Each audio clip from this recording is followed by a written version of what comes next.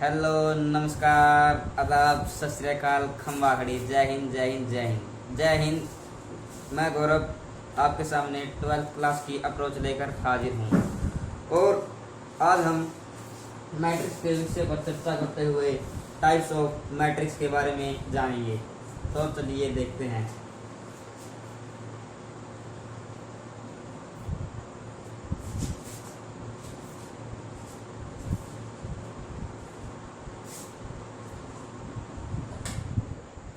Types of matrix में पहला स्थान पर आता है कॉलम मैट्रिक्स।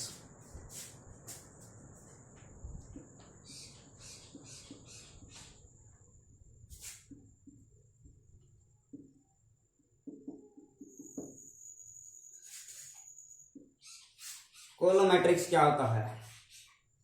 जिस मैट्रिक्स के अंदर केवल और केवल कॉलम के एलिमेंट दिए मिले, जैसे फॉर एग्जांपल के लिए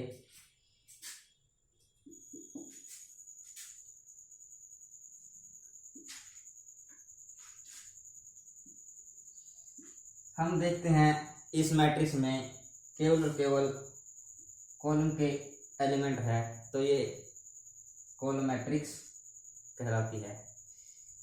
कॉलम मैट्रिक्स यानी कि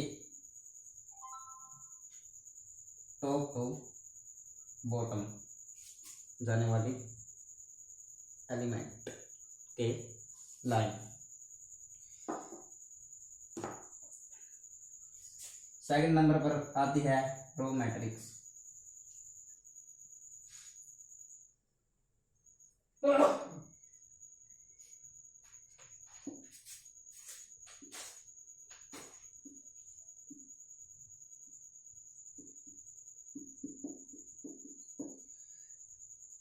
रो मैट्रिक्स में केवल और केवल रो के एलिमेंट पाए जाते हैं, जैसे फॉर एग्जांपल के लिए ए मैट्रिक्स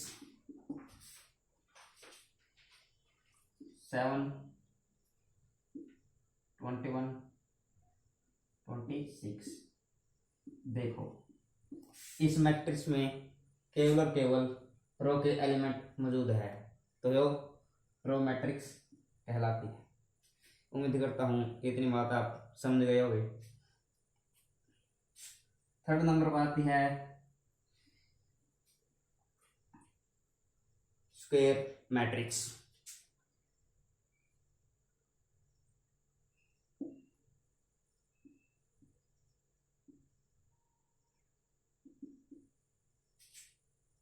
स्क्वायर मैट्रिक्स, सबसे पहले स्क्वायर मैट्रिक्स जानने के लिए हमें पता होना चाहिए स्क्वायर क्या होता है। स्क्वायर स्क्वायर को हिंदी में हम कहते हैं वर्ग। वर्ग में वर्ग देखो ऐसी आकृति होती है जिसकी लंबाई व चौड़ाई समान हो। जितनी लंबाई दी मिले उतनी ही चौड़ाई।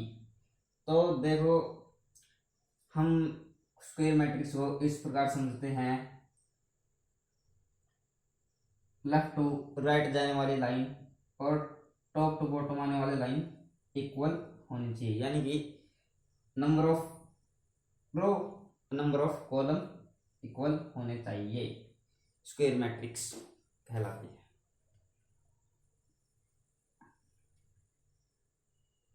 स्क्वायर मैट्रिक्स में number of row is equal to number of column.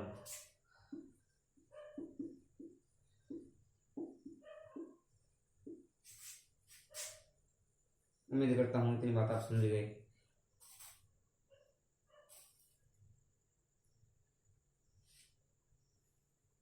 Types of matrix में आगे बढ़ते हुए हम फोर्थ नंबर पर डायगोनल मैट्रिक्स के बारे में जानेंगे।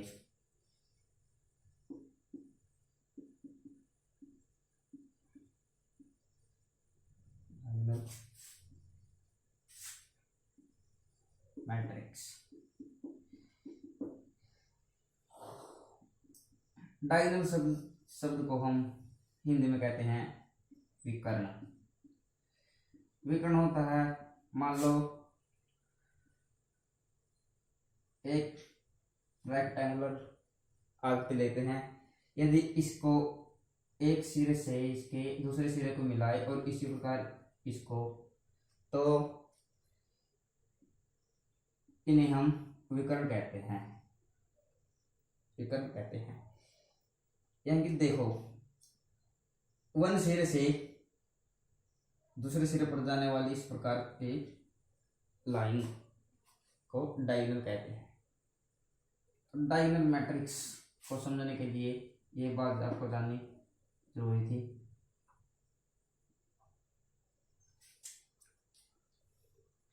देखो, डायगोनल मैट्रिक्स में एक और बात ध्यान देने योग्य है, डायगोनल मैट्रिक्स में केवल और केवल डायगोनल के एलिमेंट दिए मिलेंगे, बाकी सब एलिमेंट, सारे एलिमेंट शून्य होंगे। देखो फॉर एग्जांपल के लिए 4 0 0 0 6 0 0 0 9। देखो, केवल और केवल डायगोनल के एलिमेंट दिए मिलेंगे, बाकी सारे एलिमेंट 0 होंगे। तो ये डायगोनल एलिमेंट का डायगोनल मैट्रिक्स का एग्जांपल है। आपके मन में एक डाउट तो आ रहा होगा, सर ये भी तो एक डायगोनल है, लेकिन हम इसको इम्पोर्टेंस ज्यादा देंगे, इस डायगोनल को ज्यादा इम्पोर्टेंस देंगे, क्योंकि ये प्रिंसिपल डायगोनल है, प्रिंसिपल डायगोनल, इसको हम प्रिंसिपल डायगोनल कहते हैं, इसलिए इसको इम्पोर्टेंस ज्यादा देते हैं और इसको इम्पोर्टेंस उतनी नहीं देते। तो इसलिए ये डायगोनल मैट्रिक्स का एग्जांपल है। आगे देखिए,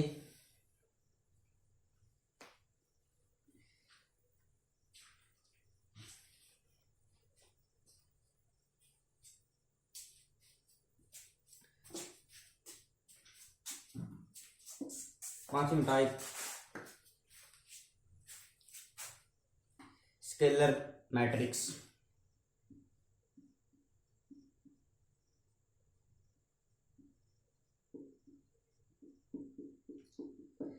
स्केलर मैट्रिक्स भी डायगोनल की तरह होती हैं, लेकिन इसमें प्रिंसिपल डायगोनल के एलिमेंट इक्वल होते हैं।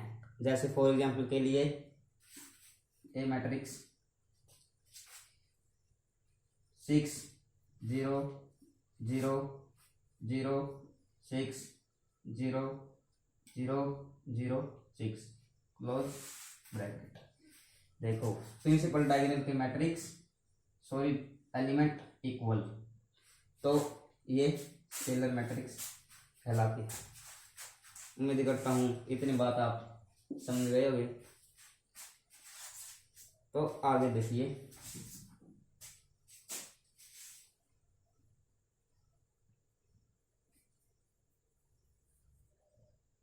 Six type identity matrix.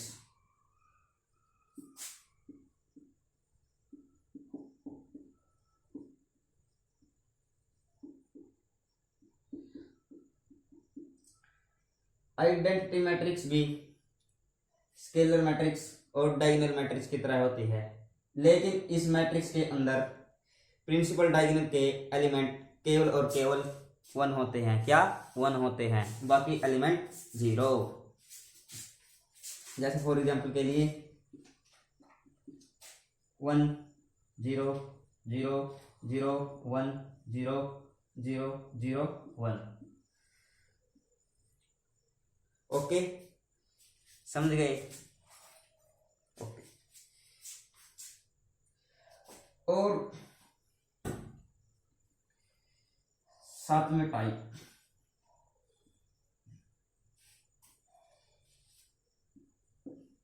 Zero matrix. Zero matrix. Zero word से ही पता चलता है जीरो मैट्रिक्स किसे कहेंगे। जीरो मैट्रिक्स का मतलब है all element present in matrix zero.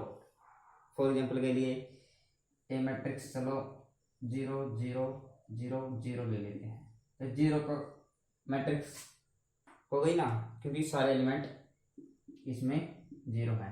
इसको हम ऐसे भी लिख सकते हैं, जीरो को गहरा कर दे। यदि आपको कहीं ये लिखी मिली तो समझ लेना कि ये जीरो मैट्रिक्स का एग्जाम्पल है। इसी के साथ टाइप्स ऑफ मैट्रिक्स आपके खत्म होते हैं, और आगे एक very very important topic equality of matrix देखिए।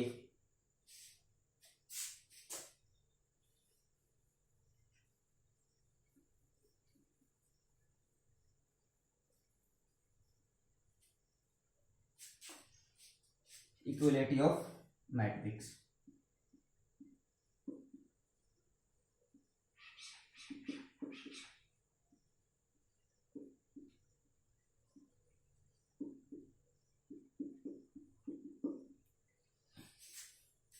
इक्विलिटी ऑफ मैट्रिक्स यानी कि इक्वल ऑफ मैट्रिक्स के लिए टू कंडीशन होना अनिवार्य है, जरूरी है। पहली कंडीशन,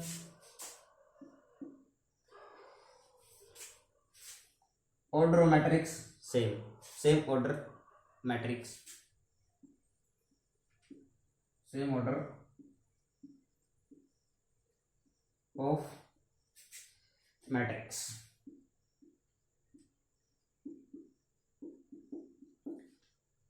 और दूसरी कंडीशन होती है कॉरस्पॉन्डिंग एलिमेंट भी सेम होने चाहिए। क्या? देखो, कॉरस्पॉन्डिंग एलिमेंट इक्वल। देखो, इक्विलिटी ऑफ मैट्रिक्स का हम एग्जांपल लेकर चलते हैं।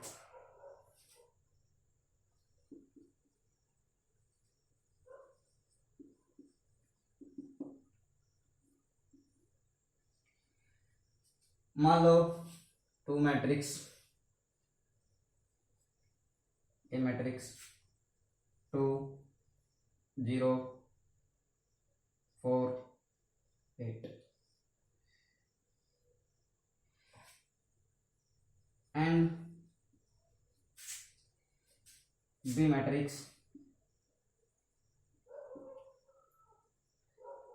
2 0 4 8। देखो, ए मैट्रिक्स में और बी मैट्रिक्स में इक्वलिटी कंडीशन अप्लाई करने के लिए दो कंडीशन होनी अनिवार्य है। देखो, ये दो मैट्रिक्स इक्वल तब होगी जब इनके सेम ऑर्डर मिलेंगे और कोरस्पॉन्डिंग एलिमेंट भी सेम मिलेंगे। देखो, ऑर्डर ऑफ मैट्रिक्स को हम लिखते हैं number of row multiply number of column. तो इसमें नंबर ऑफ रो कितनी है? 1 2, लेफ्ट टू राइट जाने वाली लाइन। 2 नंबर ऑफ कॉलम 1 2 2, और इस प्रकार इसमें 1 2 मल्टीप्लाई 1 2। देखो, सेम ऑर्डर हो गया इन दो मैट्रिक्स का, ए मैट्रिक्स और बी मैट्रिक्स हमें सेम ऑर्डर की मिली है। तो फर्स्ट कंडीशन को सेटिस्फाई करती है ये। और सेकंड कंडीशन देखो, कोरस्पॉन्डिंग एलिमेंट यानी कि इस एलिमेंट का क्या एड्रेस है इस मैट्रिक्स में, और वैसा ही अंक यहीं पर सेकंड मैट्रिक्स में होना चाहिए और उसका भी एड्रेस सेम होना चाहिए, यानी इसे हम कोरस्पॉन्डिंग एलिमेंट कहते हैं। जैसे इस मैट्रिक्स में 2, इसके बी मैट्रिक्स में 2 के बराबर है, 0 0 के, 4 4 के और 8 8 के। यहीं पर आपका मैट्रिक्स बेसिक 4 3.1 के लिए आपका बेस यहीं पर ख़त्म होता है। उम्मीद करता हूँ आपको ये वीडियो पसंद आई होगी। कृपया इसे लाइक शेयर करें। जय हिंद।